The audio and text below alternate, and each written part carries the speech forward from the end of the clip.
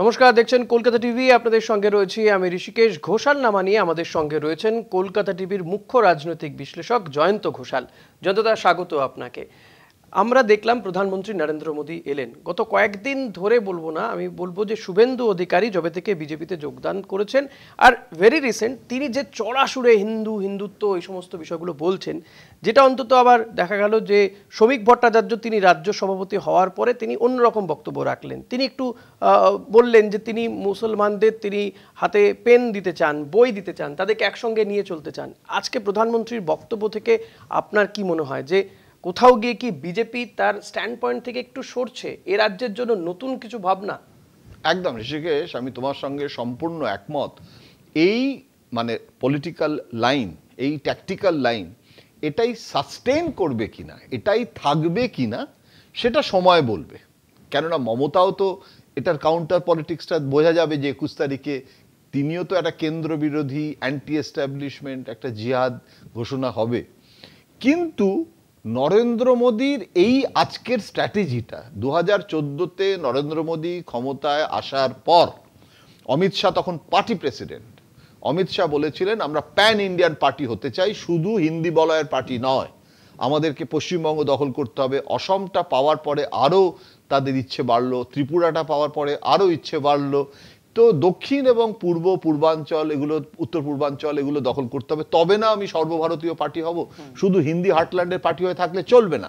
এবার সেটা করতে গিয়ে পশ্চিমবঙ্গটা কিভাবে দখল করতে হবে, সেটা করতে গিয়ে অমিত শাহর মনে হয়েছিল যে বাঙালি জয় শ্রীরামকে গ্রহণ করবে।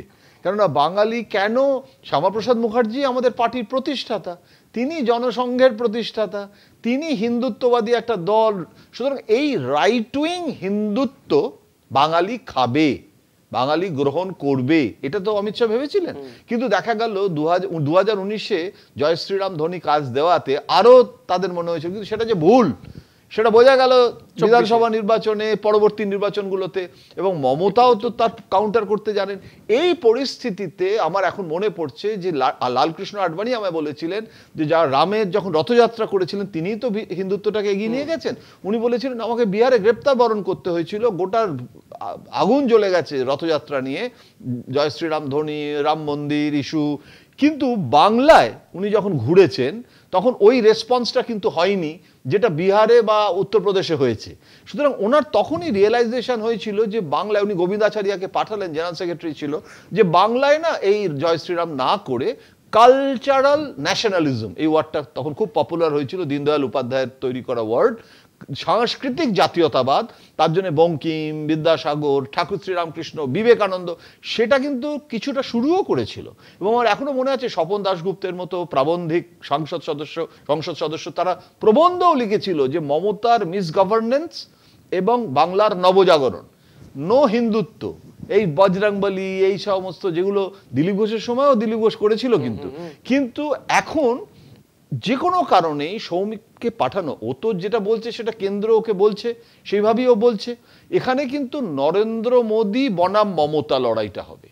শুভেন্দু আর রাজ্য সভাপতি এখানে কিন্তু তারা আছেন, তারা গুরুত্বপূর্ণ ভূমিকা নিশ্চয়ই নেবেন, কিন্তু মেন ছবিটা, ব্র্যান্ডটা কিন্তু মোদির ব্র্যান্ড দিয়েই কিন্তু ওরা বাংলা, ওই জন্য ডবল ইঞ্জিনের কথাটা আসছে ওদের মুখ থেকে। এখন এই রণকৌশলটা, এইটা ওদের ডিভিডেন্ড দেবে কি দেবে না, তার কারণ ওদের তো সংগঠন নেই বিজেপির। এই জিনিসটা যেটা নরেন্দ্র মোদী উন্নয়নের কথা বলছেন, সেটাকে ঘরে ঘরে বার্তা পৌঁছে দেওয়ার জন্য তো একটা সংগঠন লাগে। সেটা কি করে হবে, সেটা এত অল্প সময়ের মধ্যে তো হওয়ার কথা। একটা বিষয় জানতে ইচ্ছে করছে যে এটা, এইটাকে মমতা বন্দ্যোপাধ্যায় বা কি করে আটকাবে? সেটাই, আমিও যে সবটা জানি তা নয়, কিন্তু আজকের বক্তৃতা আমরা যেরকম শুনছি, মমতা বন্দ্যোপাধ্যায় নিশ্চয়ই তিনি রাজনীতিতে এত বড় একটা তার প্রতিপক্ষ, এবং এত তাদের অর্থবল, রাজকোষ আছে বিজেপির, তাদের হাতে সোশ্যাল মিডিয়া, তারা নাকে হ্যাঁ করে দেয়, হ্যাঁকে না করে দেয়, ভাইরাল করে দেয় কত কিছু। আপনি বাংলাদেশের দেখিয়ে, দুটো গোষ্ঠীর সংঘর্ষ দেখিয়ে আমি বলে দিচ্ছি ওটা মেদিনীপুরে হচ্ছে। এখন এসব জিনিস, এই ফেক নিউজের তো দৌরাত্ম্য আগে এরমভাবে ছিল না।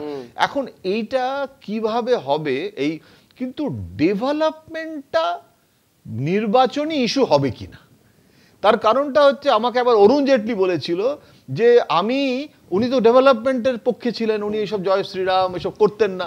উমা ভারতী তখন মধ্যপ্রদেশের মুখ্যমন্ত্রী, তো উমা ভারতী খুব রাম রাম রাম করতো।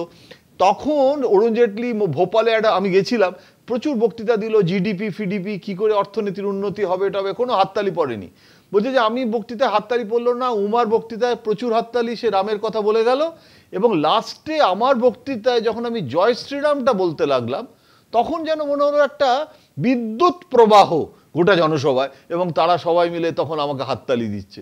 সেদিন আমি বুঝলাম যে আমি যতই ডেভেলপমেন্ট করি না কেন, ভোটের সময় কিন্তু আমাকে ভোট জিততে গেলে, ভোট বৈতরণী পার হতে গেলে জয় শ্রীরাম করতে হবে। এইটা কি ওরা ভেবেছিল এটাই পশ্চিমবঙ্গেও হবে, কিন্তু পশ্চিমবঙ্গে হচ্ছে না। কিন্তু পশ্চিমবঙ্গে যদি না হয়, তাহলে ঊনবিংশ শতাব্দীর নবজাগরণের কলকাতাকে আমরা আবার ফিরিয়ে আনবো, এই স্লোগান দিয়ে কি বাঙালির ভোট হবে? বিজেপি পারবে? এটা না, মানে আমি নিজেও এর উত্তর জানি না। কিন্তু এবং মমতা যেটা করছে সেটা হচ্ছে যে মমতারও কিন্তু প্যাকেজটা একটা নয়। মমতা একদিকে তার পপুলিস্ট প্যাকেজ রয়েছে, গরিব মানুষদের, গরিবের মাসিয়া। আচ্ছা, নরেন্দ্র মোদী কিন্তু ধনী এবং গরিবের দারিদ্র ঘোচানোর কথাও এখানে বলেছে।